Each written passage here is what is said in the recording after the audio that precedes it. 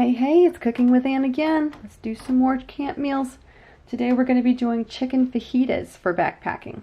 And this one comes off of trailcooking.com. I am going to mix it up just slightly, but trailcooking.com, excellent site. They've got so many great recipes. You really need to check them out. This recipe is gluten-free if you use corn tortillas. These are flour tortillas, but if you use corn tortillas, that would be a gluten-free recipe. It is not dairy-free unless you use dairy-free cheese. It is also should be soy-free. So before you go, just one bag. Simple recipe. All right. You want, they say 3 tablespoons of freeze-dried chicken. You could also do like a small can of chicken or a packet of chicken like this one right here. This is actually fajita flavor because that's what I happen to have on hand. That one's 2.6 ounces. You'd probably want either that or, yeah, that's probably about right, although you could do up to a 5 ounce, so like 2 packets or a 5 ounce can of chicken. You want to put that in the bag. A quart freezer bag is about the right size for this.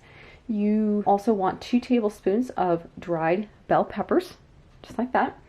And you also want a tablespoon of minced onion, dried minced onion. That one, they usually come in the store pre-dried, so that's super easy.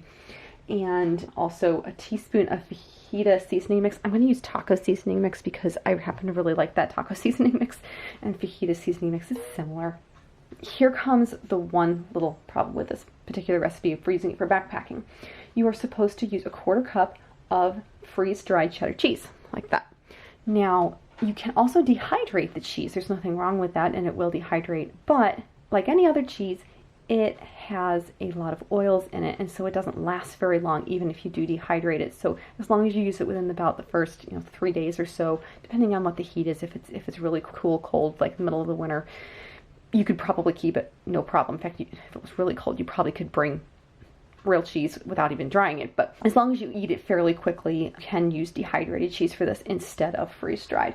So you're just going to put all of that into a bag, and then once you get to camp, you can cover it with, I don't know, maybe about a 1/2 cup of boiling water. Right in the bag, let it sit for about 15 minutes. You're going to want it inside of something like a hat maybe, or a cozy if you have one of those, or a jacket. It's just something to keep the heat from escaping.